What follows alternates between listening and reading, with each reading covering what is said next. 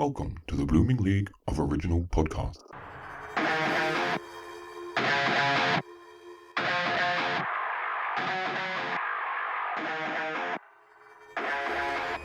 G'day and welcome to Thrash and Treasure, the Torture Chamber musical comedy podcast where two scatterbrains lobotomize each other's music.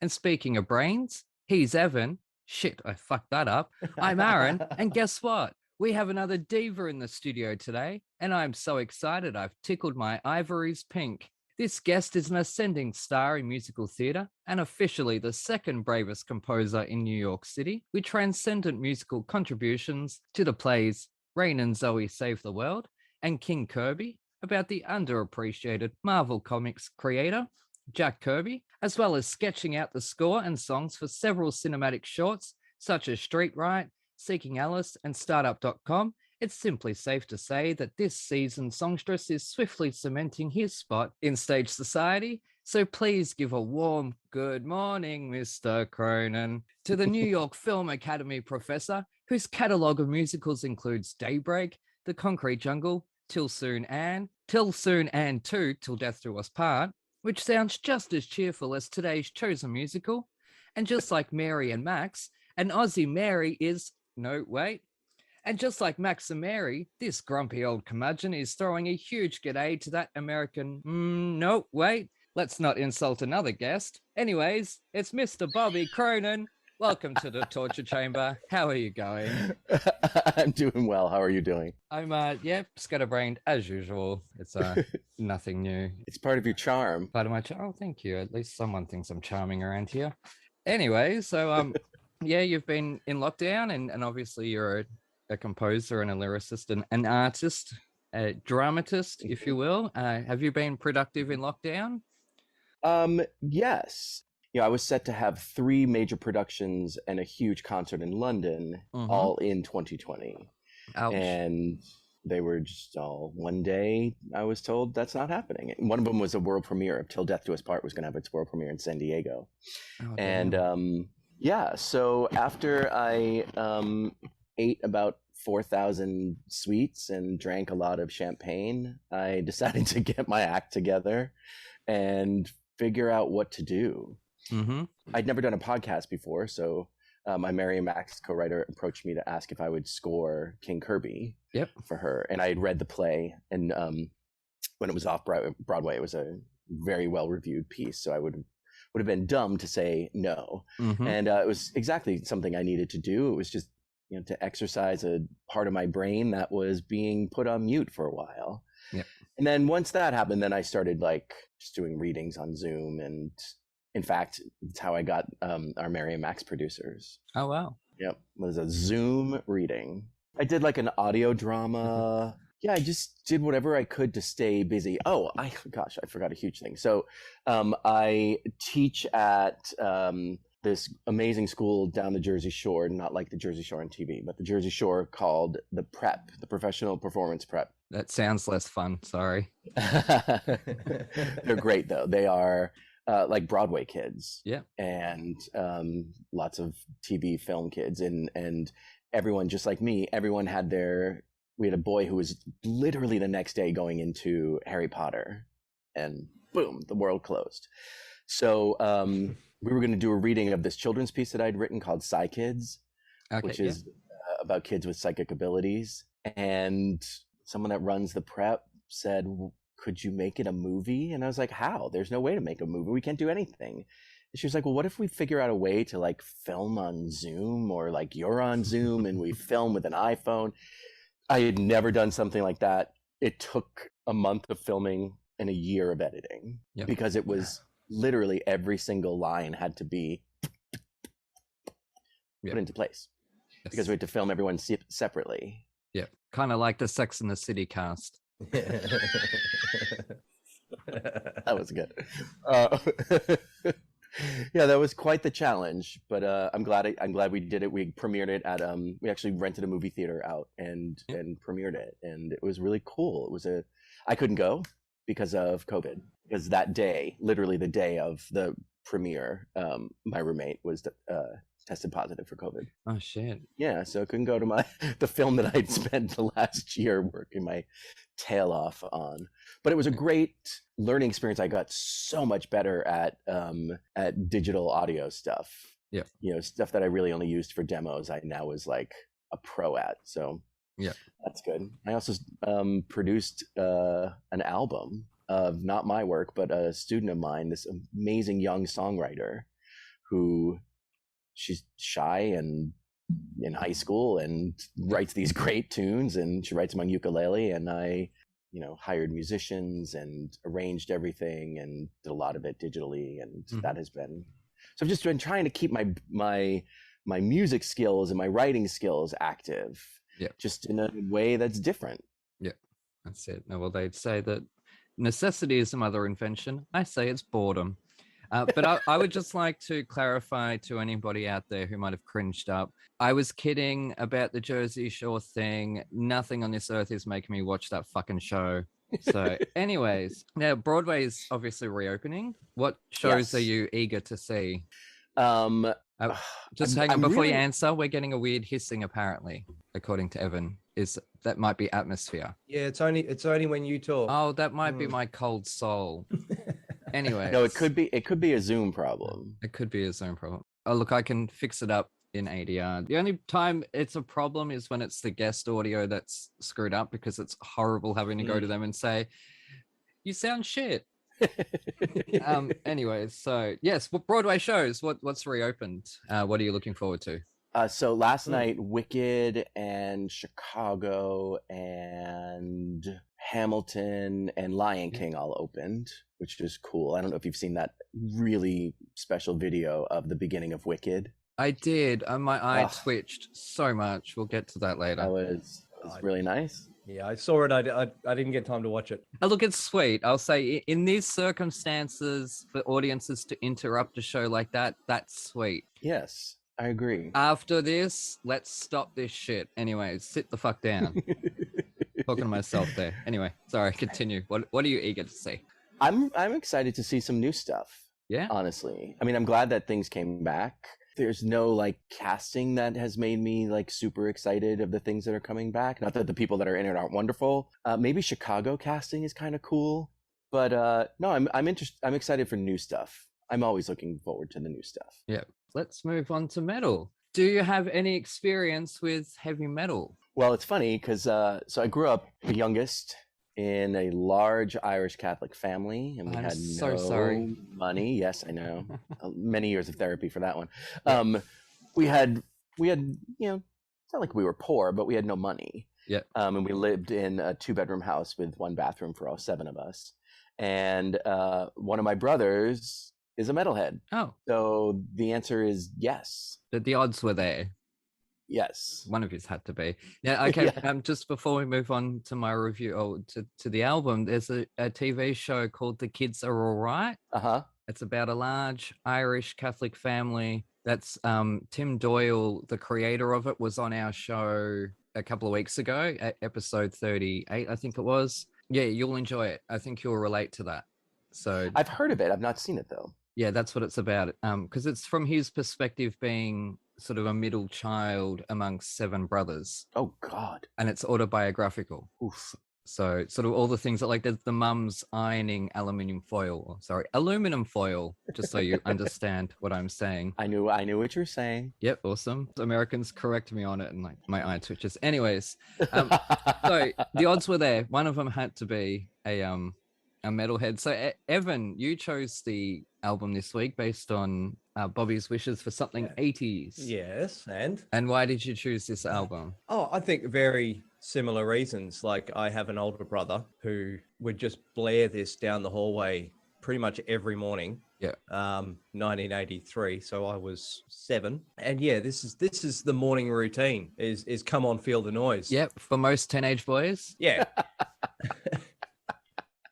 I've just ruined my review. I've heard this album many times, and yeah, I just, what's not to love? This was just such a pivotal album.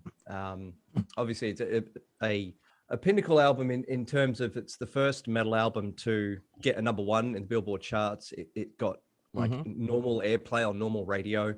They're credited as one of the first hair bands. You know, they came out with big hair and leather and, you know, all the what do you call it, the string vests and all the gear, and people are going, what the hell's going on? You know, it's just mental. Yeah. And now we call it RuPaul's Drag Race. Yeah. Now they make a show about it. Yeah. Sorry. That was good.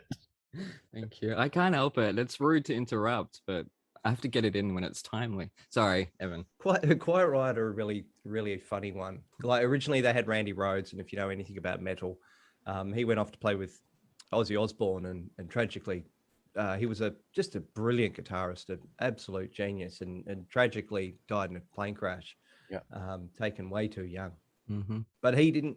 Yeah, he did play on some of these tracks as well. I think. Yeah, Slick Black Cadillac. He did.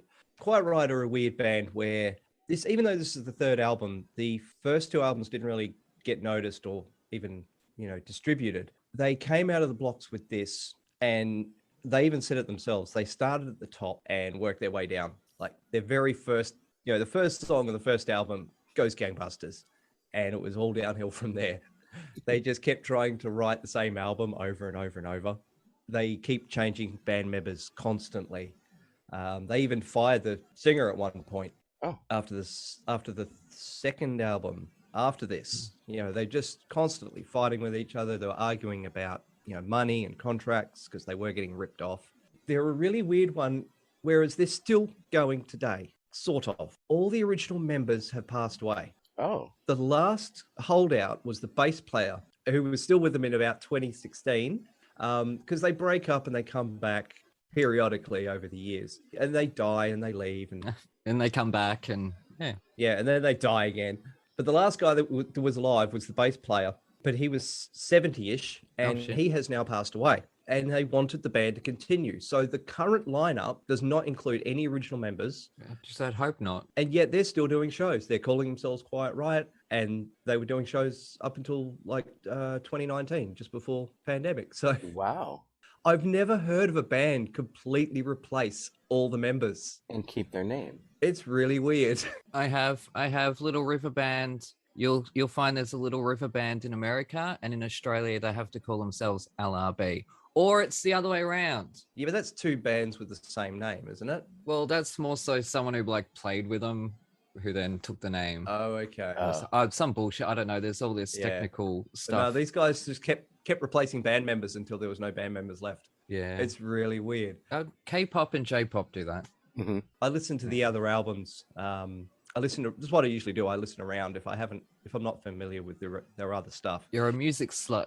Yeah, and they do. They keep trying to write the same song over and over. They even in an interview, the singer was saying, "Hey, you know, AC/DC have been writing the same song for the last 40 years, and it didn't hurt them." So yeah, their latest album, like which is 2017, I think, they're trying to sound just like Metal Health. Wow, which is not a bad thing. It pays the bills. You know, they're happy to be working and playing shows and still doing what they love. But it's just really weird. There's just no one left. It's a different band now. Isn't this what we complain about all the time, about bands resting on their laurels? Speaking of which, I wrote a review.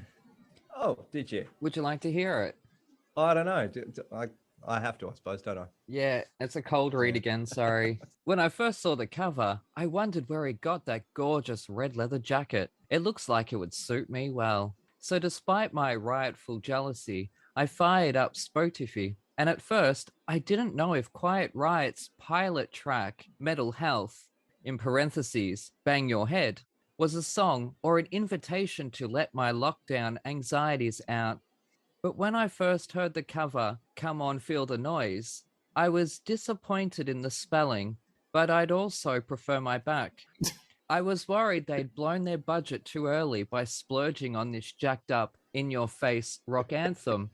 But turns out my fears were neutered, as the permanent jukebox fave left a mess all over the bar. Clean up on aisle 2. Don't Want to Let You Go was arresting in how much it sounded like a song by the Police, which is fitting since no copper ever wants to let someone go. Ultimately, it sounded like a slower, less funky sequel to Can't Stand Losing You, sadly. As Slick Black Cadillac pulled up, that sounded like it was selling me car wax. But since I don't own a car, I just got waxed instead. The things I do for this show. For love, because love's a bitch. Which coincidentally is also the name of the next track, which sounds like a precursor to Guns N' Roses' Ballads, but without Axl Rose's thorny vocals. Also, it needed a good sax solo, because don't we all just have solo sax? Breathless came off as another movie montage, but if you're not gasping for air, then you can run for cover. Then swap those two over so it makes bloody sense. Battle Axe was my favorite. Short and sharp, enough to handle. It wouldn't take a huge chunk out of my instrumental playlist. And speaking of mental, I'm Aaron. Shit, I fucked that up again. So Let's Go Crazy was fitting, but an oxymoron. As much as the album title, for neither really drove me crazy. Sadly, this is a pedestrian effort, traipsing the middle of the road. 2.5 stars. So yeah, no, look, I liked Black Cadillac. That was cool. I do too. Yeah, that was one of their big ones as well. Those harmonies are great. Yeah, after Come On Feel the Noise. Yeah. Yeah, no, Come On Feel the Noise is catchy. But again, it's a moment in time, you know. We're back in 1983 and there wasn't a lot around that sounded like this. You know, these guys have been plugging away for like 10 years at it before they got noticed. And there was this and actually no, this was it. Everything else was after this. You know, Twisted Sister, all your Warrant and Wasp and Poison, and they were all after this. Yeah, you know, and they would all reference this. But punk was before it, and punk was political, and punk was biting, and it was cheeky, and it was in your face. This is sleazy, and if there wasn't much precedence before it, they had an open slather, is that the term, to work with here, to play with, and there was just a little bit too much repetition for my taste. It was an achievement just to get a record company to take them on and was it though? And promote them. Yes, it was. Was it though? Because we'd had bands like Sex Pistols by then and Dead Kennedys. Not in America, you didn't. Dead Kennedys. Well, not mainstream promotion. No, they made an impact. They did. These guys are, you know, they're on the the video shows and they're getting airplay and. Yeah, but also remember MTV was really big then, and Quiet Riot was huge on the music video scene. That's what it feels like. And again, it wasn't really until Twisted Sister came along where they went nuts as well with their music videos, and that MTV really embraced them. Yeah, these two really do go together. Yeah, they're very similar time frames. They're the same story even, but again, Quiet Riot's another classic tale of excess and, you know, overspending your budgets. And, you know, by the time they were touring the second album, they decided, you know, we want to spend everything. We're millionaires now. Let's have the biggest shows and the biggest lights and the lasers that we can't even use because the council won't let us. And they blew all their money on their second tour and ended up, you know, recording a third album on no budget. And, you know, the airplay was waning and the members are fighting with each other, and, you know, next thing you know, everyone's broke. Yeah. And they're like, what happened 2 years later? You know, the classic rock and roll story. I didn't hate it. I just think it sounded like it was commercial friendly. You know what it is? It is a matter of, I have judged a book by its cover, and it has backfired on me because whatever I just said, backfired on me because I've expected something crazy and I got something sleazy and pretty generic, which was a little bit disappointing.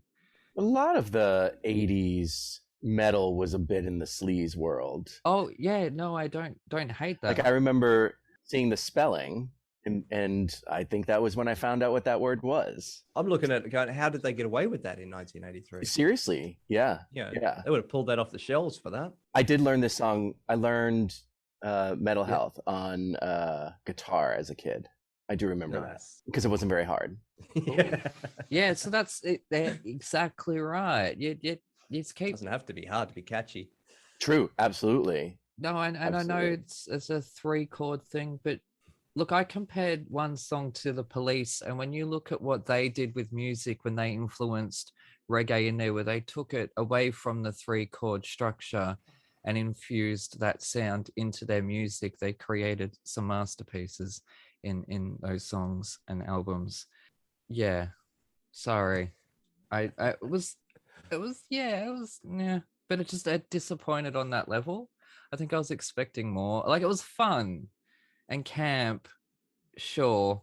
There are definitely some earworms. Well, I quite enjoyed re-listening to this again, chucking it on at work, cranking it up, and yeah, straight away bang your head.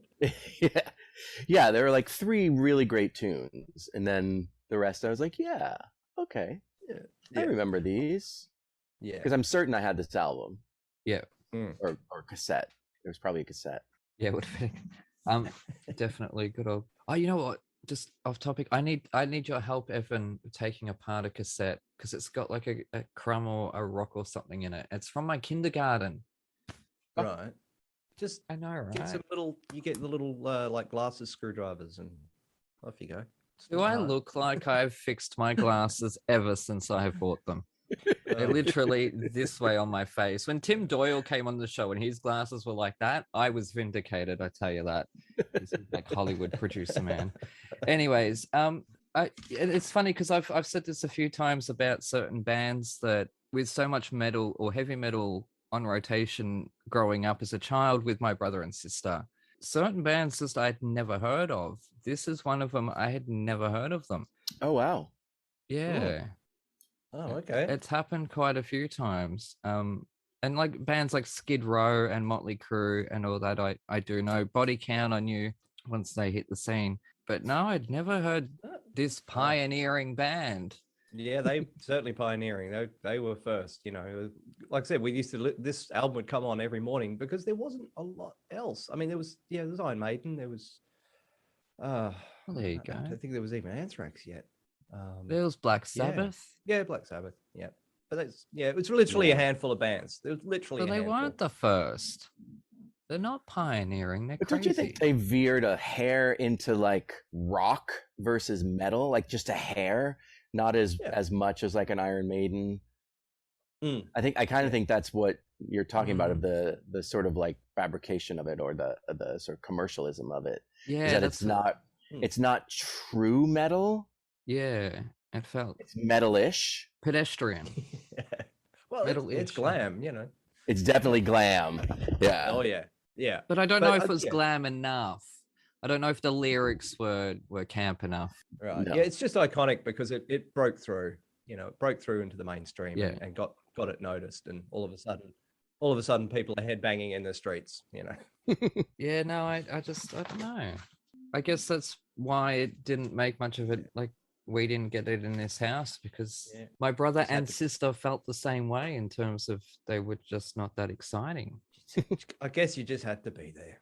Yeah. Did they later? They say their later albums get repetition? Oh, damn it! Because I had written a poem originally. That whole review was going to be in rhyme, and every word was going to rhyme with Quiet Riot, or every sentence was going to. And I started to do it, and I gave up after a while. And I thought, no, we'll come back to them, but no, obviously we won't. But yeah, they have been trying to recreate this album over and over and over and over. How many albums have they done? Jesus. Well, that's very Metallica-ish. Well, yeah, a lot of bands do try and do it though. They go, hey, that album we did, 2 albums ago sold really well. Let's try and recreate that, I suppose. Right. Or they just enjoy playing those chord progressions and those big stadium anthems, and hey, I'm still playing in stadiums. Let's give us another one, but it doesn't always work. But Quiet Riot are quite happy to do it. They're quite happy to just keep churning out the same kind of songs and go on tour and pay the bills, and they're happy. They're still working for it. Sorry, I think it's about 14 albums all the same. Wow. Yeah. Well, they released one in 2019. Again, it's all different members, but. Really odd. What sort of influence have they had over other bands' sound? Yeah, well, that's the thing. They got into mainstream. There'd be a huge amount of people who would put down Quiet Riot as their influences. So you don't know specifically? No, nothing specific. No. So how did you go with this album, Bobby? Obviously, reliving it. Yeah, I relived it. I could hear some, because I have a show that is a rock show.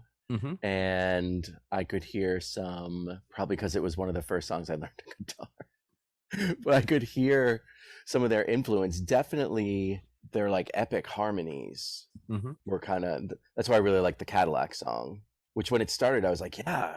Oh, and then the tune kept going. I was like, oh, right, I know this song. Yeah, I know this song. I don't know. There's just something about the aggressive, like, let it all go aspect of it that I really like. I don't think it's like the greatest thing in the world, but you're allowed to. I'm not going to make fun of you. No. I would never say that this is like one of my top albums at all. But I do remember it being, for the time, I remember it being, that Irish Catholic household again, being like, you shouldn't be listening to that. Yeah. But my brother would be blaring it, and we'd be jumping on our beds and, taking our hockey sticks and making them guitars. And but we were real like big Who fans, and cool. Yeah, like your Tommy one that podcast that you did, that was really good. I enjoyed that. Thank you. Yeah, that's great. How the hell did that happen? I have no idea. It was cool hearing a lot of the stories I didn't know about with that piece. Oh, there you go. I helped. But yeah, and then like I'm a huge Queen. Queen is one of my biggest inspirations. And I could finish that sentence.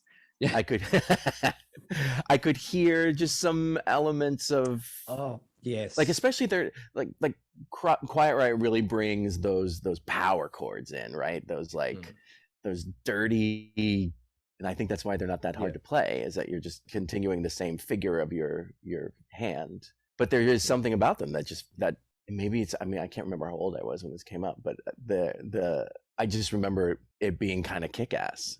And that, I think Thunderbird is very Queen. Yes, I heard that as well. Yes, that, because I kept listening to that, being like, who does it sound like? It's Queen. Yeah, very, very Queen. Did I leave out a song? Did I? Yeah, it's the last song. Oh. Yeah, it's the big sort of epic ballad, I suppose. And yeah. Oh, the joke was, and Thunderbirds are go, and I'm definitely gone. Yeah. There's Breathless and Thunderbird. But Thunderbird, it's the backing vocals. It's getting all the boys to sort of hit that, whatever that chorusy note is. But it's very Queen. Very Queen. Very Queen. Yeah. I'm sure they were huge Queen fans. Everyone was. Well, Queen, when you were comparing them, I'm glad you clarified that it was the chords and not the lyrics. Oh, God, no. Talking about, No. Because it took one person to write Bohemian Rhapsody. It took 20 to write Who Run the World Girls. So that's the sheer brilliance of Queen, and that's obviously a meme that I am ripping off there, so don't write in. I know. I recently bought a Queen sheet music book. Oh, yeah? And just sat at my piano and was playing and singing it, and I would say like every fifth or sixth lyric, I'd be like, that's what he said? Yeah. What? I had so many lyrics that you just make up as a kid. They were pretty simple. Yeah. I think they tried to make them pretty earwormy. Yeah, I think that's sometimes a good thing. Most often it's a bad thing. What was that one lyric? He takes like a phrase that we would say to people. Oh my gosh, it's going to drive me crazy. But it's, as I remember, I was going for a walk listening to it, and I was like, well, that's one way to get lyrics. That's fine. While you're doing that, my favorite lyric was Diamond Eyes rhymed with hypnotize. Sondheim would be proud. I'm actually kind of annoyed that because the next album that they came out with, we listened to a lot, Condition Critical, it's only a year later, it has some other classic songs on it, but the two songs that I love the most from both albums are both covers from Slade. It's kind of annoying. Bugger. Mama, We're All Crazy Now and Come On Feel the Noise are both covers, and it's like, oh, they're my favorite songs, and they're not theirs. Oh well. Here it is. I'm a finder and I'm a keeper. I'm not a loser, and I ain't no weeper. Finders, keepers, losers, weepers. Yeah. Well, I guess, I do like wordplay, don't I? So it would be wrong and a deliberate, like, nasty thing to say. That's really shit, because, that is kind of clever. All right, I'll admit that. It was just, as I was walking down the street, I was like, oh, okay. All right. There you go. Sweet. Thunderbird is actually dedicated to Randy Rhoads. Oh. Because he died the year before this came out. So it's a posthumous album. Yeah, it was a tribute. Thunderbird was a tribute to Randy Rhoads. Uh-huh. I know he was very young. How young was he? He was only 25. Yeah, he was becoming a guitar legend, and just taken at 25. That just sucks. Yeah. Oh, hell yeah. 25, not even the 27 club. Right. No. And he was playing with Ozzy Osbourne and going places. And it's a damn shame. Damn. Well, on that note, I'm going to ask a fun question. Thanks, Evan.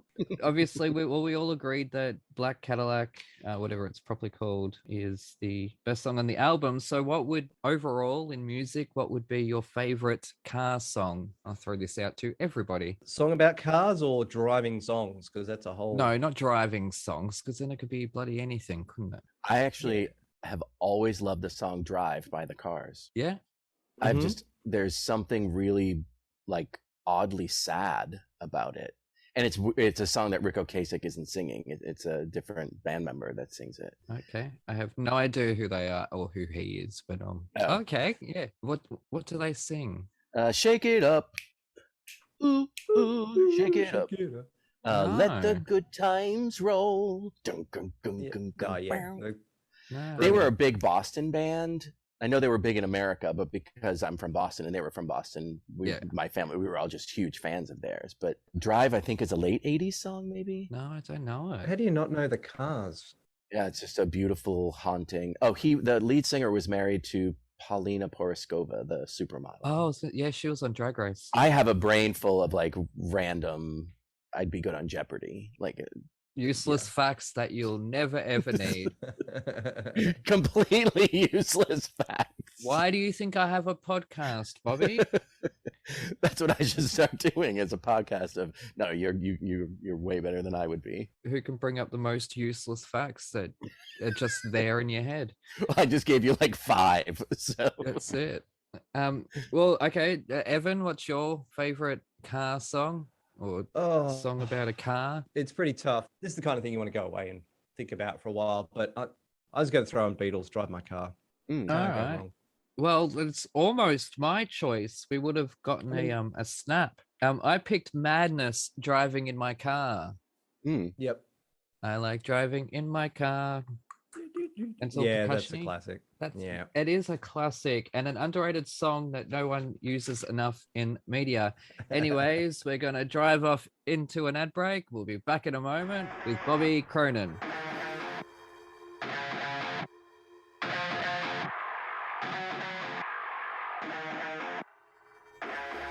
Coming this summer, winter, spring, or fall, the first ever musical theater sitcom, where you go behind the scenes of the latest West End show, the Fosse Forest Ballet. Where's the important stuff? Aha! £1,000 a week ensemble rate. That's what Mamma Mia likes. Starring Philip Joel and a West End cast featuring Carrie Ellis, Darren Day, Louise Demon, and Oliver Saville, and more. It all started in 1987 when I was a jobbing actress working in a diner. Yeah, it's just I had a really bad experience when I was touring Australia with a wombat. Darling! Mwah, mwah. La, la. How long have I been mentoring you? 3 months? 2 years. So, her name is Henrietta? The horse? Yes. I've managed to secure you an audition for the biggest, most innovative, and the latest show to be going into the West End. Joseph and his Technicolor Dreamcoat. Think more along the lines of Pant. Frozen. You can watch this episode for the price of a coffee. Simply go to www.thefosseforestballet.com. Any and all profits go back to theatre charities, acting for others, and the theatre's trust. You'll laugh, you'll cry, and you'll see a grown man in sparkly tights. Tight nights. Nice. Tights.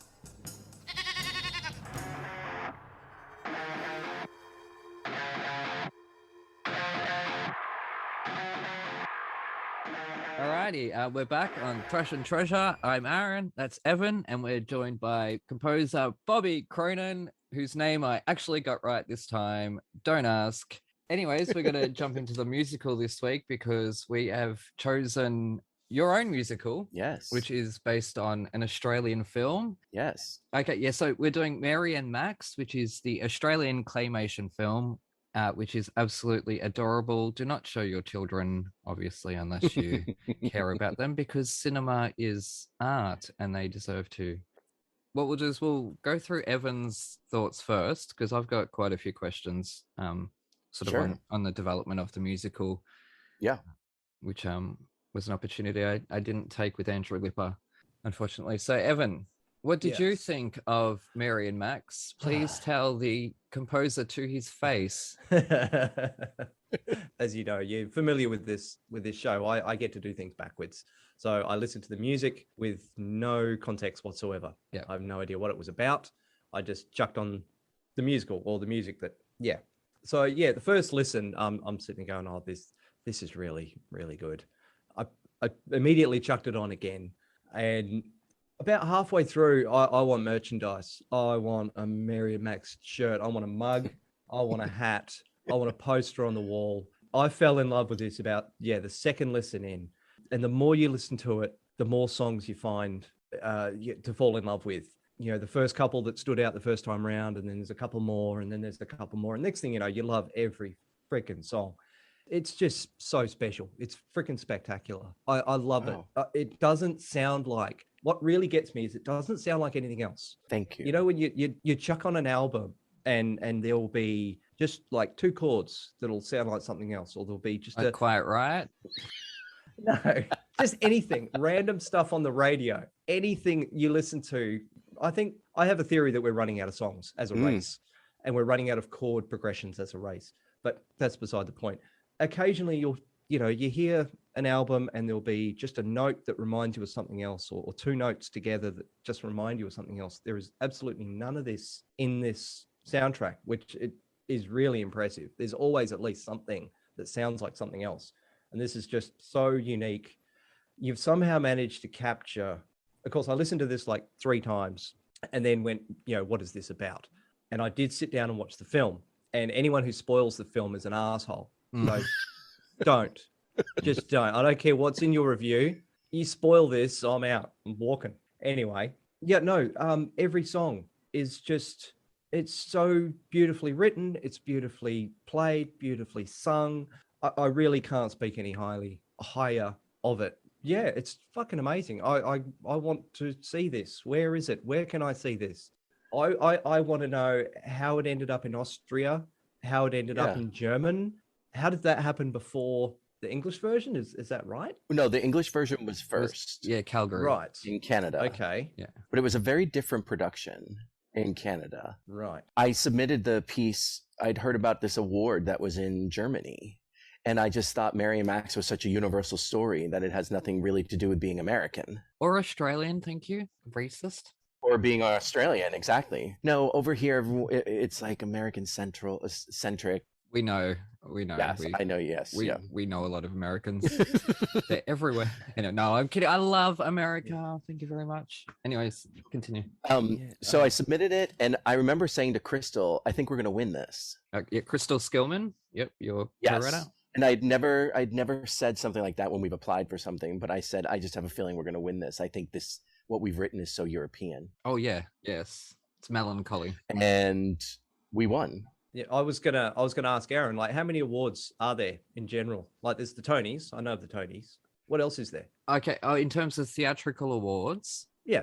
Okay. Well, in Australia, we've got the Helpmans, but there's also like the Olivier Awards. Yeah, I was going to suggest you're going to have to make up some new awards to give to Mary and Max, because it's going to win all of them. Thank you. I'm going to give you the Kiss Ass of the Year award, Evan. Yeah, no, I'm sorry. I've fallen in love with this. And I'm sitting here reading the song list still and going, Getting Bigger is wonderful. I Found My Words Around You is an absolute classic. Just every song, even Accidents, Bubbles and Butts, it just fly right out of here. See what I mean? Every song is just fucking amazing. And I can't wait to someday see this thing. Well, we've seen the clips and stills. And again, on the visual, I hope you're going to sort of do something similar. Aren't those visuals incredible? How you've stylized it into the claymation. Those Priscilla wigs. Right? Yeah. The creative use of cardboard boxes. Oh, it looks spectacular. It sounds spectacular. The story is spectacular. It's winning on every level. I don't see how it can't just win everything. And it's really unfair to any other musicals that open in the same year because they've got Buckleys. If this wasn't already a show, I'd be sitting there going, I think you've got a show here. Yeah. Thank you. Yeah, so we ended up winning this award, and one of the judges was the artistic director of this amazing theater in Austria. It's like their version of the Public Theater. Yeah. He sent me an email and was like, we would like to program this into our season. Would you be okay with that? And I was like, yes. And he said, great. So we need to get you to start working with a translator. Mm-hmm. So I had to sing the entire score into like everything. Because what you heard, the show has a lot of music. It's not very scene heavy. It's very music heavy. Yeah. And so I had to sing everything that was sung into voice memos and send it to her, the translator. And then she would call me sometimes, or we'd FaceTime. And I remember one, for instance, there was a lyric about being light in the loafers. And she said, we have nothing over here that fits that at all. Not even a single word in German. No. Really? They did, wow. I have to say, because I've heard some other translations, they did an incredible translation. I had friends that live in Germany that came over to see it in Austria, and they could not believe that it wasn't actually written in German. So yeah, from what I've heard, I'm sitting there going, you must be fluent. Like had not only to understand and speak German fluently, but to be able to sing in German. To be able to sing it. Yeah, I had so many questions, like going, you must have been, raised in Austria or something to be able to convert this completely into German, and to be able to sing in German is a completely different thing than speaking in German. So yeah, I was just confused as hell. Like, what's going on? How did this happen, in Austria and not? Yeah, it was just a random twist of fate, but it ended up being exactly what was needed for the production. Because what we learned in Canada, so Canada had a very different like way into the storytelling. Yeah. That just didn't work. It put too much weight on Mary and Max doing all the storytelling. Yeah. When if you think about the source material, they don't really talk very much. It's this narrator. No, Mary doesn't talk until she's an adult. Yeah. And it did well. It won awards. It did really well. And it was a beautiful production. And Stafford Arima did a beautiful job with it. It just wasn't what I dreamt in my mind. And I knew that it was landing on the fault of the writing. And Crystal and I, we just had a really nice and Crystal and I have been friends for years. And we just had a sit down of brainstorming. And I had this random idea, because I had read an article about a little kid that had been bullied and killed herself in modern time. Like that, I just read that article when I was sitting with Crystal to talk about it. And I said, the film uses a narrator that tells us everything because it's super visual. We can't use a narrator in theater because it doesn't work, because who are they talking to? Shout out to Into the Woods. Well, Into the Woods works because it's a fairy tale. Yeah, that's true. And the first thing is, once upon a time, and we open the book, right? Yeah. With this, I kept saying to Crystal, the reason that the film affected me so much and I had to make it a musical is when it got to that ending, I had never cried that much, I don't think in my lifetime, had I ever felt what I felt at the end of that film. And I said, I want to work backwards. Let's figure out how do we make that land? How do we get that ending to work? And I just, out of my mouth came, what if it's some man telling the story to his daughter who had a bad day that day? And then we just sort of ran with it and tried different ideas. And Austria is the first theater to produce this version of it. Yeah. And it's the thing that people that knew the film at first were like, what is this? Because the first 3 pages has nothing to do with the movie. We basically, Crystal likes to say, we Princess Brided it, in that we just needed a reason for someone to be telling the story, so that we can then go into the magical mind of this girl. And what's super cool, which I know you saw in some of the video stuff, is that we sort of mess with the audience's head of like, who is the girl, and the big reveal that comes, and sitting in the audience and hearing an audience actually audibly go at the end of an act was like really exciting, because we didn't get that in Canada, because the end of the act came and there was no like, it was just, Mary and Max are going to go now meet each other. intermission. Yeah. And I just was like, I don't know if I would come back. There wasn't enough drama, conflict. There was no alphabet flying. There isn't an alphabet flying, exactly. Yeah. And I kept saying we need to play with the worlds of when we're in the story, it looks a certain way. But when we're in modern time, it's cold. It's very, very, very cold feeling. I don't want to give it away, but we added some twists of like who the person telling the story actually is. Mm-hmm. And we were already in rehearsal in Austria, and I realized I should probably call Adam, the writer of the film, to be like, so, and I told him, and there was a pause, and he went, fuck, why didn't I think of that? And that was like all I needed. And he loves this idea. Because when I tried to get the rights, I was immediately told no. Oh, okay. Because they get rights requests. Apparently they were getting rights requests at least once a week. I was the first person, though, to request musical rights. Uh-huh. And the producer passed, but Adam was really intrigued. Mm-hmm. And then I met with Adam a few times on Skype. Mm-hmm. And cried a lot with him about the story, and it was very. My father had obsessive compulsive disorder. Like, there's just so much about it that I just really connect with. Yeah. The birthmark, I think, is like, you could make that someone that's fat, someone that's gay, someone that's black, someone like, it just has so much that it can symbolize. And I just kept saying to him, I know this loneliness, I know this darkness, I know how to put this into music. Mm-hmm. And finally, he said, I think you're the guy to do this. And we formed this beautiful friendship. And I said, if I ever have questions, can I ask you? Like, do you want to hear anything? He's like, I don't need to hear anything. But sure, if you have questions. And the whole time writing the piece, I only had one question, which was, why doesn't she ever call him?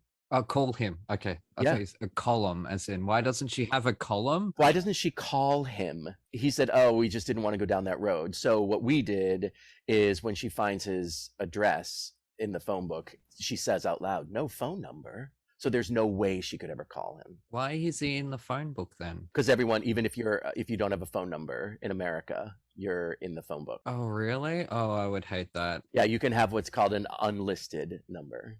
Okay, yeah. I would like that. And the address unlisted as well. But if it wasn't for that, she would never have found him. Oh, that's true. There would be no story. My only other thought addressing with the narrator was that you could possibly make the postman the narrator. I thought that would have made sense as well. Well, he does. Yeah, he does a bit. He could be delivering and going, doing those lines as well. Yes, but he does. He is always the person that delivers. It's a cool, like, theatrical concept, I guess, or conceit, that he jumps in and plays a lot of the people that sort of bridge the world of Mary and Max. He's the mailman. He's something else at some point, a couple other things. But we actually had talked about, what if it's the postman? That was one of our thoughts. That would make a lot of sense. But we couldn't get it to make sense for the ending, which is why I said we should work backwards. How do we earn? Because I wanted the audience to feel what I felt when I saw the movie. I wanted them to be bummed out, be a puddle of tears, literally a puddle of tears. I think once Que Sera hits, from there to the ending, because that sets you up already. Yep. And then you're already on edge until the ending, and then they just knock you over. Yeah. We did do a really cool thing in Calgary for that moment, the You Never Told Me song, that we borrowed very much from the film, which is the idea that Mary is singing it to all the people that have left her, and this sort of like cool, weird visual. And then we did not do this in Austria, but in Canada, we did a projection of the baby in her belly. Right. Like they do in the film. And it was very, very, very powerful. It's because there wasn't the narrator to sort of have, it was just, by that point, I think a lot of people were like, cool. Oh, great. Now she's pregnant. Okay. Yeah. Can you describe to our audiences the differences you found with the restraints of someone else's sandbox as opposed to concocting your own sort of original story? What were some of the challenges as well? It's funny because my agent had been saying to me for a while, you got to get a movie. Everyone's doing movies. That's all producers want are movies. And when I came across this movie, it was not even to for any purpose other than someone said, Bobby, you would love this movie. It's you. Yeah. And it even sounds like you, like your work. So when I finished watching it, the thing that I liked about it is that it was sort of culty in that it wasn't a mainstream thing. So I knew that I could take the sandbox and sort of change the shape of it. And it's because there's not a lot of dialogue. So much of it is visual that I knew that if I could get the right book writer, and I thought of Crystal immediately. She's the first person I thought of. She's very experimental in her writing and she's very downtown. And I felt that with the beautiful characters that Adam had created and the overall story of this man with mental illness, this young girl who is bullied, who has crappy parents, and I had amazing parents, but I still understood her so much that I was excited to take that part of the sandbox and put it in a new one. So in fact, and I kept thinking, the song Accidents actually came from a stage direction in the film, in the screenplay. It's like a very fast stage direction of the cars crash, the bird flies out. And it's in the film, it's like this fast. I thought, that's a song right there. The bird, her finding it as an accident, she's called an accident, it's a car accident. And just like it started coming together of like, oh, that's where this source material is going to be. I've done adaptation before. I did A Christmas Carol. That's also great source material. I made it more modern. But this was just, I think the reason I wanted it so much is that and this is, I'm not dogging other shows by saying this, but it wasn't Pretty Woman. It wasn't this perfect movie that they're going to just keep it and insert things. I wanted to mess around with the piece. And it's the thing that I kept pitching to Adam is that I am not going to take the movie and just throw songs in it because that won't work on stage because we're putting it into a whole new format of storytelling. Yeah. I mean, it's poetic. The film is. Yes. Yeah. Which I got some great lyrics out of. A lot of lyrics are directly from things that Max or Mary had said. Yeah, that "Nothing is an Accident" song. That's really poignant line of if nothing is an accident, then how can I be one? And I'm just sitting there going, oh, stop tugging at him. Stop tugging at the fucking heartstrings. Jesus. That's the second song I wrote for the show, and I think I've changed like 5 or 6 lyrics. That's it. Yeah, there is only one. I've only got one gripe. Yeah, I did have one. Great. There's a line, I can't even remember which song it is. Yeah. Where she says, my favorite candy. Yeah. Oh, yeah, no. Oh, no. Lollies. No, we don't say candy. No, big no here. No. Someone says candy. It's like, it's not America. That's what someone will say. Hey, lollies, right? Yeah, lollies. Lollies. As in a lollipop, but lolly. Yeah. She says lollies. My favorite candy. And I'm like, that's very American. Yeah, we would say lollies. Certainly in the 70s, Australia. Well spotted. Perfect. Thank you. I appreciate that. But that was it. That was like the only thing I could pick on was that one word. I have a couple of Australian friends, so I would ask often. Yeah, I was wondering who your Australian consulting was. They let you down. Sorry. Shout out to whoever they are. Anyways. Well, that's actually a newer lyric, so good catch. Thank you. Oh, okay, cool. Yeah, well, because the movie itself, it just packs constant Australian references. Yes. It's visually, I was constantly nudging my wife going, oh, look, the postage stamp is Dame Edna. And which is Barry Humphries, the narrator. The narrator. And there's so much. It's just chock full of Australianness in the background, and even though the car looks like a claymation car, it's clearly a Datsun. The tennis ball in the gutters. Just it's constantly doing this Australianness, and there's so much in there. And I'm sure it was really hard to pick and choose. What to keep in and what you could actually portray on stage. It was, and not make it confusing or just a big mess. Or being filled with Easter eggs. But speaking of the differences between Australia and America, you guys call it a sandbox. Over here, we're negative. We call them sand pits. Oh. Yeah. Oh, yeah. So it shouldn't surprise anyone considering how melancholy Mary and Max is. Now, obviously, talking about claymation films, and you mentioned that there's a sort of cult feeling behind Mary and Max. That's kind of the case. Maybe not Nightmare Before Christmas, because that's obviously massively popular, and obviously short films. But They're brilliant cinema. I will fight anybody about this. Nobody puts that much effort into making a shitty product. So when you see a new claymation film, people, go out, spend your money on it. I'm sick of Studio Leica not making any money. Anyways, ranting aside, they're not big box office draws. Does that become a hard selling point in terms of, because this isn't for children, right? So you're not like, here's Wallace and Gromit on stage. You're like, here is this depressing story where people like die and have sex and stuff, but it's going to be colorful and cartoonish and stuff. So two things about that. One of the ways that I was able to convince Adam was that I told him musicals take 10 years. Like that's an average for a musical to get where it's going. Yeah. And he said, oh, I did not know that, because it takes me at least 5 years to do my films. And I said, just as detailed as you are is how detailed it is in a musical. And so I think that started getting him to be like, oh, this is cool. The second part of that one of the reasons that I pitched the idea of the father telling the story to a young teenage girl, is that it could widen the audience, to make that modern story very much very conduit. Yeah. And so I think we have increased. When Crystal and I talked about it, we kept saying PG-13. We wanted to be PG-13. Yeah. And now look, we had kids come in Canada, even though it said on the thing, like, this is not for children, and they loved it. I don't know if they just didn't get all the death stuff. In Austria, one of the cast members' daughters came to every preview. She made little book of faces for everybody for opening night. Like, she was obsessed with the piece. And I think it is something I had in the back of my mind of how can I make this so that, because I think one of the things for me is I went to a wake when I was like 8 years old, and I think it fucked me up. An American one. I really do. I think seeing a dead body.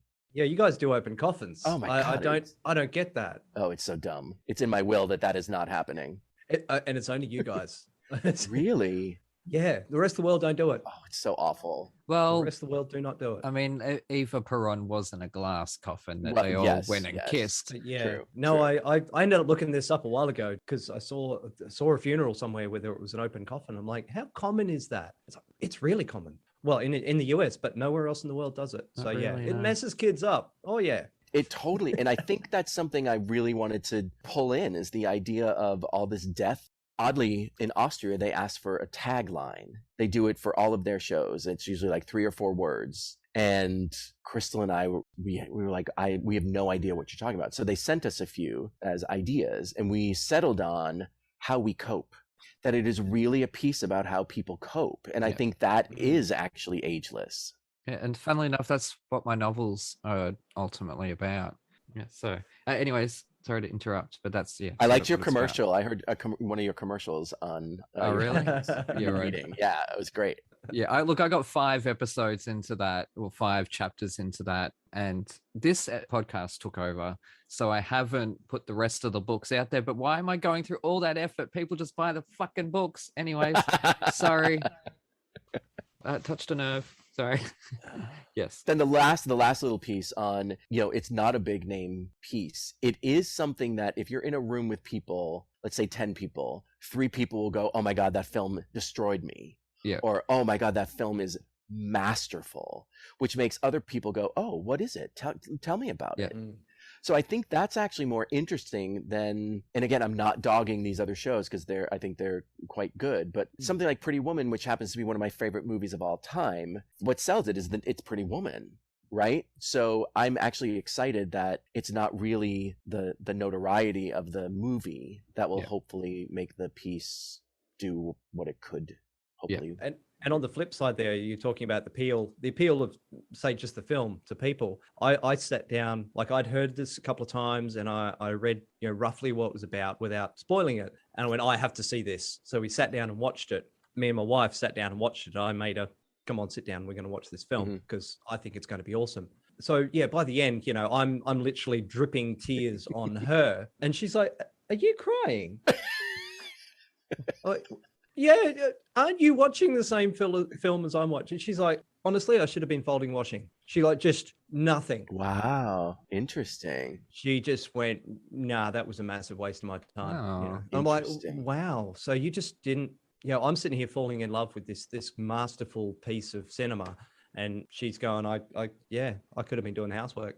Wow. Like, wow. So there are some people out there who it just doesn't grip. Yeah. See, I immediately want to know more. I went and looked at the Adam Elliott's, what do you want a Oscar? Harvey Crumpet. Yeah. Yeah, Harvey the short Crumpet. film, Harvey Crumpet. Yeah. I went, watch that. And that was amazing. I want more. I wanted to know more and I wanted to watch more. And well, we need more claymation movies. That's why. Yeah. The only bit of trivia I saw was that he assembled a crew of like 6 teams, all putting out like 5 seconds of footage a day each. And if he was to animate it himself, it would have taken about 225 years. Wow. That's a cool statistic. Wow. Yeah. It took 5 years of 6 teams of animators to get that footage done. Yeah, doesn't surprise me at all. Now, I just have 2 more questions about Mary and Max. Do you have anything to say to the Australian public about culturally reappropriating an Aussie classic?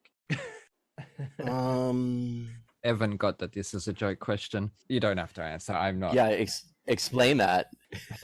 Cultural appropriation. That's. I was like, wait, what do you mean? Yeah, I'm kidding.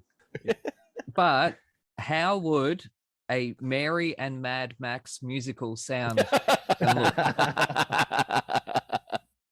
It would have a lot more electric guitars in it. Yeah, cool. I would keep those costumes, but I would make them all like really dirty and add things like belts or straps and rips and tears and bones. That's really funny. Yeah. What's your musical? Mary and Mad Max. Yeah, well, they both feature an old curmudgeon and an annoying little child. True. So I was going to say, Mad Max did this, where he was saving the little girl. Yeah, was that 2 or 3? Had this little offsider, yeah. Because 3 had Tina Turner. In that amazing dress. Yeah. And another fun fact, we've killed off Mary and Max. We'll throw it an ad break, and we're back in a moment with Bobby Cronin.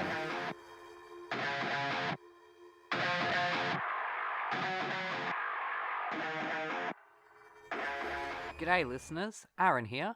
While you're topping up your coffees, did you know that you can support our show and go on a fantastically scary adventure at the same time? Go to www.thetonistantales.com/bookstore to grab your copy of The Toniston Tales, a darkly funny Aussie trilogy about a young boy who rescues injured animals in his spare time and the roller coaster ride he's taken on by a literal fish out of water. Written by me, the village idiot of Thrash and Treasure, you'll come to love Toniston Turnbull and the dozens of wacky characters that he meets along the way. And here is a sneak peek. Crack, thud, the human trips over the uneven ground as the Twanimal blows out the lantern. Watch your step, Cubpaw says a little too late. Why did you put the light out? Bollycosh, an open flame near hay bales?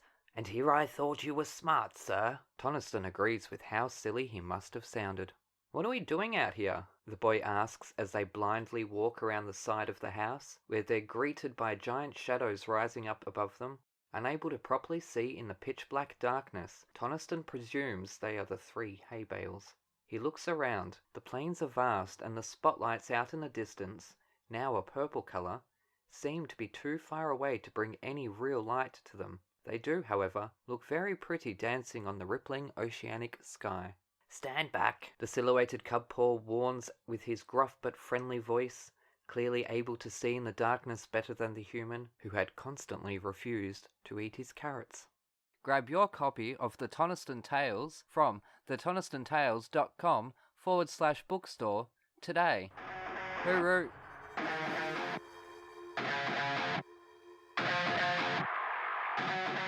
Alrighty, we're back for Thrash and Treasure. I'm Aaron, that's Evan, and we're joined by Bobby Cronin, and I got the name right the first time. For the listeners at home, before I said Bobby Cronin, I've said it a million times, I'm a scatterbrain. It should surprise nobody.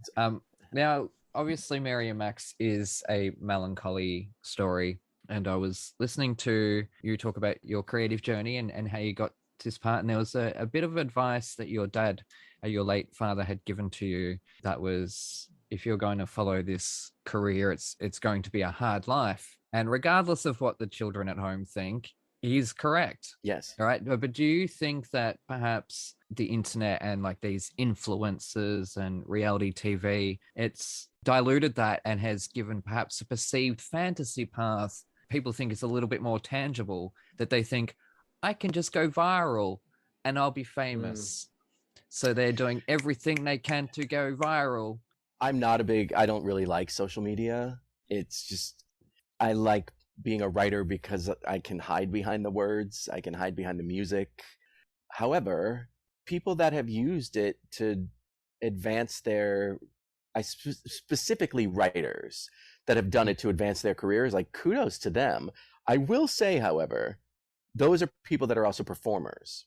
It's not like they're writing stuff, then asking someone to sing it. Yeah. They're writing it and singing it. And I maybe 3 times in my writing career have put out a video of me singing. It's just not, I love singing. I teach singing. I look at it as so vulnerable, and I'm already writing the material, which is so vulnerable. So I feel like when I'm singing my own material, that I'm just asking for people to like beat me up. Yeah. And that's just how I personally feel. But, like the Bridgerton thing and Ratatouille, like that's cool. Like good for them. At first I was like, are you kidding me? TikTok. But then I watched it and I was like, that's good. It's really good. It's just not something that I really have time to do. I could show you, I have 4 huge mirror closet doors. And on those mirrors, I have this pen that I can write on the mirrors. And it's all stuff for the different projects that I'm working on that I need to do. And I work on multiple projects at once so that I stay out of trouble. Mm-hmm. But, I think when it comes to an actor, I think that's very different. It's something that I really respect about London, which is that in order to succeed over there, you have to be trained. Yeah. They take it very seriously. Over here in America, you can have, a nice set of teeth and tits, pretty eye. Yeah, exactly. Yeah. And get yourself a bazillion followers. And then your life has changed. And sometimes it works out because sometimes they're quite good, but sometimes it doesn't work out. In your comment, Aaron, about TikTok and influencers, I think you'll find a lot of the most popular, successful, TikTok stars, there's a lot of production going on. I know. There's a lot of editing. There's some amazing visual effects going on that people don't notice. And they're going, oh, I could just do a video like that and be viral and, I know. And get followers. And it's like, no, that video took that guy 3 weeks to make. Yeah, right. It's created this fantasy, this illusion for kids. Some of them do it so well you don't even notice. Yeah. Right. Yeah. And then you have there's this guy, Captain Disillusion, on YouTube, who sits there and breaks down these videos and goes, no, this is how he did it. It's compositing and it's editing and it's green screening and it's computer graphics and and they've married all these together to come out with this one shot. Yeah. And it would have taken weeks to do. Yeah, no, I watched a YouTube video before and there was someone selling me a product and she's sitting there with her dog and she's like, hi, I'm Taylor, or I have no fucking clue who she is. That's why I'm sitting here going, who are you? Why are you selling me this? In Japan, they will pay millions of dollars to get Robert De Niro or Tom Cruise over there to sell them coffee or to sell them fucking underwear. I'm having some asshole from Instagram. I don't know who she is. What is she doing? What is her talent in this world? But then you see so many kids that will look at her and go, I want to be like her because she has everything and I can do that. And where's the fucking art, people? I think it's screwing up artists in my opinion, because that's now our competition. You're not my competition anymore, Bobby, as a fellow writer. Our competition, we're on the same side now. Our competition are people who don't have talent. And this is where I have a problem and why I have a microphone and a podcast. But anyway, speaking of also things that get me fired up, what has been your experience, your observations, and your personal professional experience with standing ovations? Do you feel that audiences are maybe again influenced by reality TV and these? Oh yes, completely. Wow, I'm probably going to have people very upset with what I'm about to say, but I saw Jagged Little Pill. Yep. When it was out of town. At Harvard. Out of nowhere, 3 times in the middle of the show, people stood up and clapped. And I was like, sort of like your wife in watching Mary. I was like, am I in the same building? Like, what just merited that? Yeah. I was very confused as to, but I think what you just said was perfect. I think it's all these singing shows, all these that you're giving an audience. You're telling them that being loud and responsive is letting us know how much they like it in that moment, instead of how we were raised of you wait until the end. Yeah. On the stage, we just want to tell the fucking story. Like, sit down, because everything is timed. What these audiences don't realize, like, this is what annoyed me about that thing of Wicked, which I know I'm totally an old grump and a curmudgeon. You think people are going to come after you for a new show? Wicked is 20 years old nearly. Right. And I'm bad mouthing it here. I understand it's COVID and you've just come back. We went through that in Melbourne. Yes, I get that. Right, I totally do. However, I don't care about how much of a fan you are. Right, I don't need to see that. And the people on the show, their thank you is an applause when they have broken the boundaries and exceeded the night before and every other night before. That's when you stand up and show your standing ovation. No, I think for Wicked, I mean, I know a lot of people that were in that audience, and they were theater people. So I think you were getting a lot of theater people just couldn't believe that they were finally back in a theater on Broadway. You know, it's and no offense to Boston or the smaller theaters, which is great that they're coming back as well. But this is Broadway. Yeah, and cool. Most of our lives for the last almost 2 years, anyone involved in theater, our lives have been completely changed. Everyone's lives have been changed. I understand that, but other people could find they work from home. We can't do a production in my backyard like that. Well, you could, but it just wouldn't be very good. So I think that's what that was. Now I will say I saw Thoroughly Modern Millie in previews, and I remember Cheetah Rivera was sitting behind me, and Gimme Gimme ended. Mm-hmm. And I had never in my life experienced this, but I found myself standing and clapping because it was freaking it was one of the most thrilling theater moments I can remember, other than the opening of Lying. But it was just so that I don't even remember standing. I just was standing. That was the only time that I've participated in a middle of show standing ovation. Yeah. It was just that moment was just like masterful. The writing, all of it, the staging, everything just worked. And Cheetah Rivera was standing as well. Now it's interesting that you bring up standing ovations, because we were told in Austria people don't do that. And same with Australia. And we got a 5-minute standing ovation opening night. I cried. There's photos, I'm sure you've seen of me like, but no, but I think you're right. Like, I don't know what you have over there, but like American Idol, the X Factor, all those you are telling the person on stage as they're performing for you, you're telling them how good they are in the moment by screaming. Yeah. Which is not what theater is supposed to be. No, it is a tight operation. It's clockwork.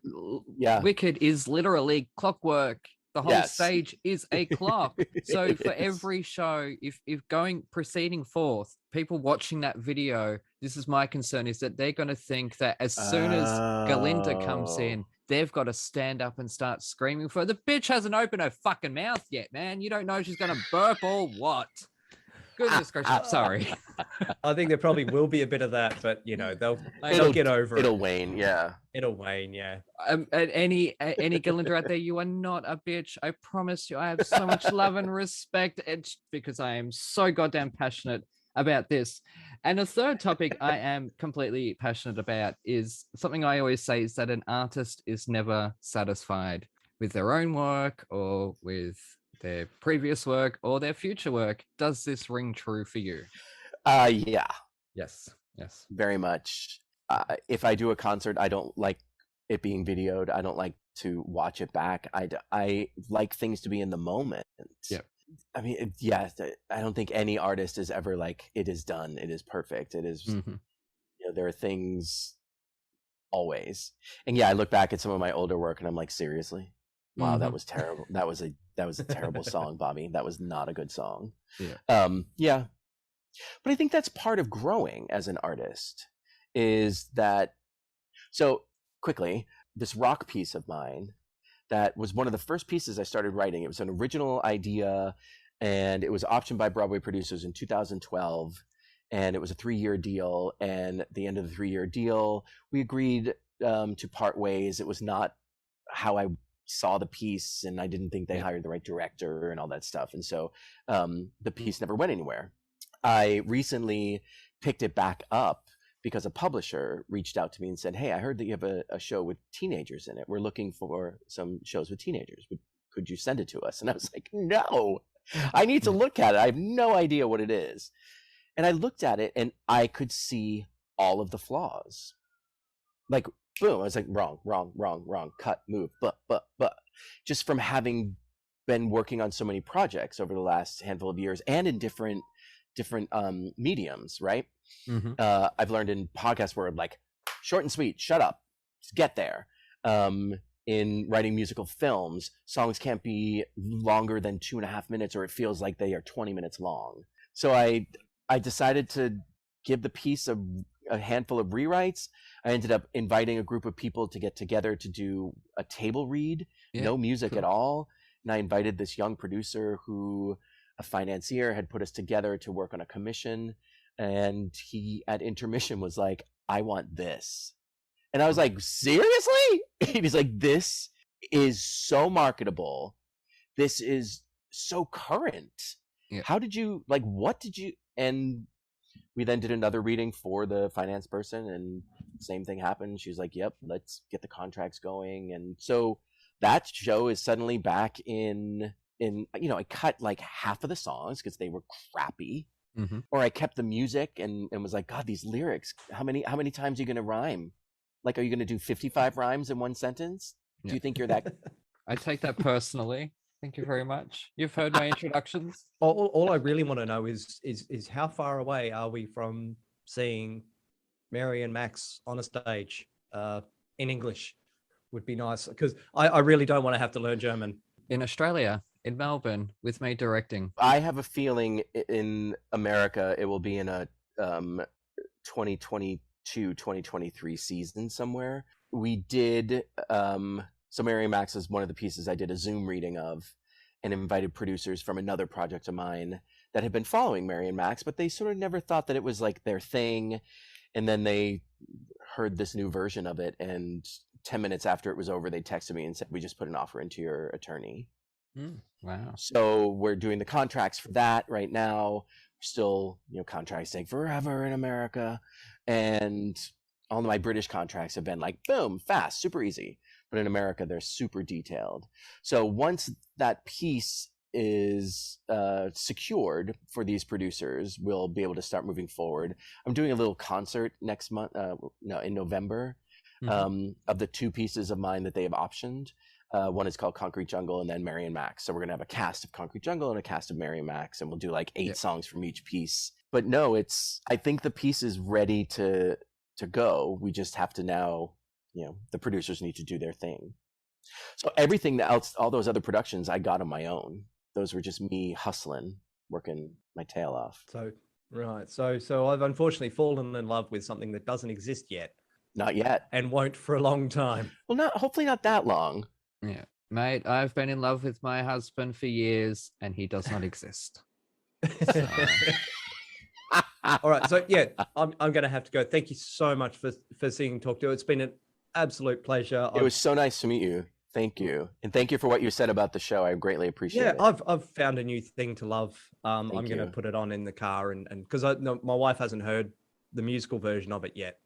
Maybe I'll win her over. Yeah, we'll see. But thank you. Yes. Thanks so much. Say thank you to her for me. because I know this week is full on. I haven't told her about the third one yet. Yeah, well, Dad, just go you do should it. have known, but because we did go through it, I did show up my screen, remember, and we went through it. So I don't pay attention unless well, it's directly in front of me. Like it was directly in front of you on the screen. I worry about the next thing, and then once that's done, I'll worry about the one after. Okay. Well, but no. Cinderella versus Twisted Sister with David Zippel. Oh yeah, David. Oh, big fan. Great lyricist. Anyways, thank you, Evan, and I won't keep you much longer. Thank you, Evan. Thank you so much. I can't wait to see this one day. Thank you. In Thank Melbourne you so much. first, with me directing. Yeah. Let's make it happen. Yeah. Okay, now I've got one last question. Okay. Who would you cast in Mary and Max the movie musical? Wow. That's my favorite response from any guest. That's a really cool question. Yeah. I would say the woman who has developed Mary in America, her name is Lauren Elder. Anytime anyone has seen her do anything from this, they're like, who is that woman? I mean, she's been in Broadway shows, but I basically wrote the show for her. Wrote Mary in like her vocal range. She's Mary on all the recordings. There's just something. I think she may have even been the person that told me to look at the film. Yeah, there you go. Now for Max, do you know Shuler Hensley over here, Tony winner? Yep. And he does a lot of film and television. Yeah, he did. Didn't he do Young Frankenstein? Yes. Yes, we're doing that tonight with Hadley. Yeah. Oh, cool. He won his Tony for Oklahoma. That's right. And when I started writing Max, he was who I had in my head. And he's done a few presentations of it, and I'm very grateful that he happens to love it. Yeah. So he'll be doing that concert as well because he's in town. He doesn't live in New York. He lives in Atlanta. But he'll be doing Music Man on Broadway. So he'll be able to do a couple songs in the concert. Yeah, I've never thought, though, of like major movie stars of who would. I don't know. James Corden? Meryl Streep? No. Anyone but him. No offense to him. I don't even know him, but like.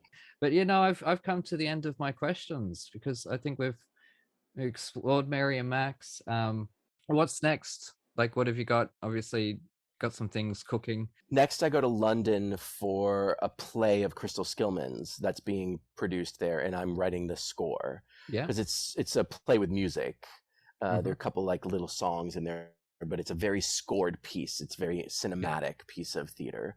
So that opens, I believe it's February 17th. It opens in London. Oh, wow. Yeah. That's the most secure thing that I have on my calendar. Yeah. You know, just because we're still, Broadway's back, but some theaters aren't. And some theaters that had announced seasons have already retracted some of those shows. Mm-hmm. So because of Delta, good old Delta. Yeah, that's what has me in lockdown at the moment. My gosh, it's all going crazy. Just a nightmare. Yes, but like last year was fine. I've said this numerous times. Like I was fine because I'm a bit of a hermit anyways. So am I. Yeah, this time around, I'm fully vaxxed and I'm doing nothing but reliving conversations that I've had already in the past with people and having to edit them. And so my ability to go out and have conversations with people at a pub or whatever is inhibited. So I'm reliving the same conversations over and over again. That's what is life. But anyway, so where can people find you on the social medias? Cronin Bobby is Instagram. Everything else is Bobby Cronin. And I got a cool new website that has a lot of audio stuff and photos. Great, really cool new website. Yeah. Which is bobbycronin.com. Mm-hmm. But yeah, I mostly use Instagram. Yeah. That's my favorite one. Really? Yeah, just it's super easy, it's super fast. Facebook is too political. TikTok I could watch for hours, but I don't want to post anything, but I could watch it for hours because I think people make some really cool stuff and it's very funny and silly. That's where you can find me. And Twitter, I don't know. I don't like Twitter. I can sometimes a side of me comes out that I'm like, I can't believe I wrote that. I can't believe I just said that to someone. Mm-hmm. It's just Twitter, everyone's so mean. So I'm like, Yeah, I know. But anyways, yeah, no, that's it. A huge thanks to Bobby Cronin for joining us. If you're in the New York area, be sure to grab tickets to Bobby's upcoming show at the Green Room 42 on November 8th, and that'll be showcasing music from Miriam Max. You can find us on the socials at Thrash and Treasure. Be sure to comment, like, subscribe, all that jazz. I don't know. Gareth was better at doing that. I'm just like, just listen. Like, I don't really care if you give us a star review. Give us a 2-star review. There you go. I feel good saying that. Saying give me a 5-star is shitty. Like, I want to earn that. It would be wrong and against my whole standing ovation thing if I was to sit here and say, please give me a 5-star review. Fuck off, no. You do what you want. If you like us, support us. That'd be awesome. Buy the Toniston Tales. That'd be even awesomer. They are really, really cool books. They're awesomest, if you will. We'll be back in a couple of days with a special Halloween episode, which we're dubbing Hadley-ween. Okay, no, that sounds really wrong. Apologies to Hadley Fraser for that one. We'll call the episode something else, but it is our Halloween special. As you heard before, we're doing Young Frankenstein and an album by Dream Theater, as it's spelt. So look forward to that one. Anyways, for everyone at home, you take care, and we shall see you next time. Hooroo! Great. Awesome. Thank you.